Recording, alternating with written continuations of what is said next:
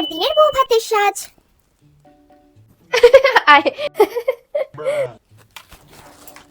বৌদি ভাই, তোমার শাশুড়ি মা বলেছে, দায়িত্ব দিয়েছে এই তোমার এই ননদিনীর ওপর, যে যাও গিয়ে নিজের বৌদি ভাইকে গিয়ে সাজিয়ে দিয়ে আসো। তাই তো চলে আসলাম দায়িত্ব পালন করতে। বসে পড়ো তো চুপটি করে, আমরা সাজিয়ে দিই। খুব মিষ্টি দেখতে হয়েছে।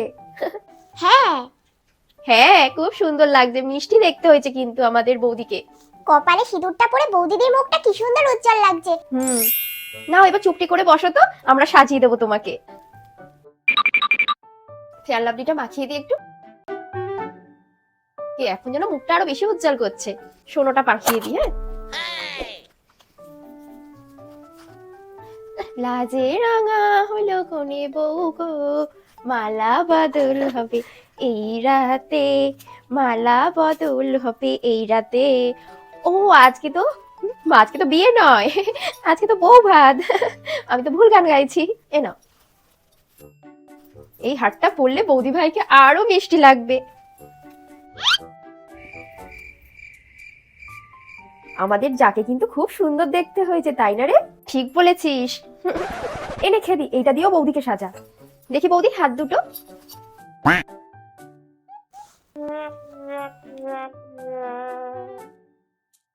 হ্যাঁ, কলকাতা দিয়ে আরো কি সুন্দর লাগছে। আমি কিন্তু তোমার এক যা হই। পাশের বাড়ি, নলেনদের দোকানের পাশেই আমার বাড়ি। এই লিপস্টিকটা দিয়ে দিই।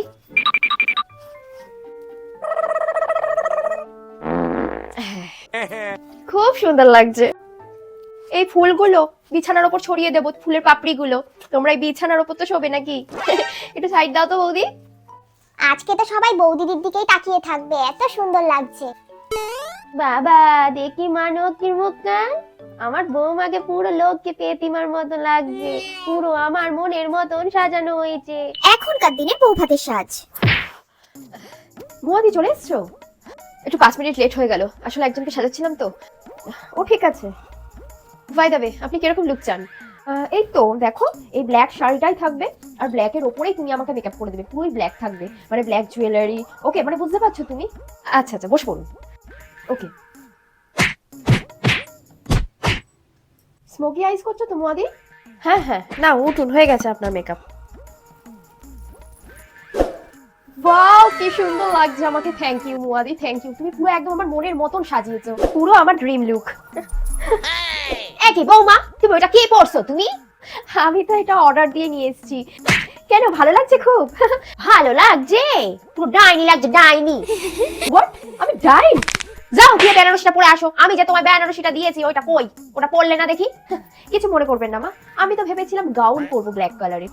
তো আপনি যখন বলছিলেন যে শাড়ি পরো শাড়ি পরো, তো তাই জন্য আমি আর কি আপনার মন রাখতে আমি শাড়িটা পরলাম। কিন্তু শাড়ির কালার নিয়েও এখন কথা বলছেন।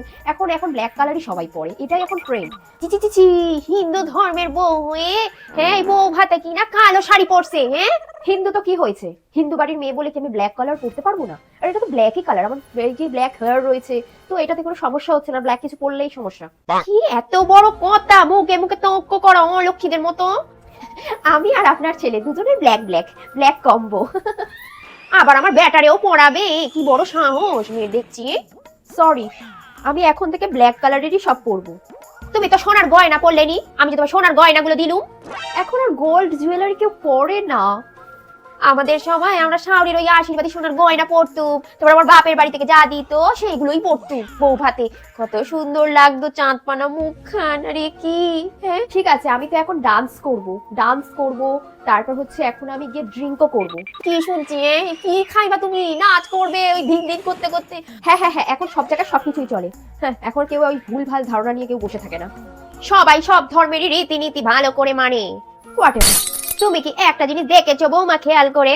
যারা খ্রিস্টান তারা দেখেছো বিয়েতে সাদা পোশাক পরে, তারা তো কোথায় তাদের নিয়ম বদলায় না? মুসলমানরাও তো তাদের নিয়ম বদলায় না? আর তুমি তো হিন্দু হয়ে নিজের ধর্মের সাজ পোশাককেই তুমি একদম পাল্টে ফেলছো।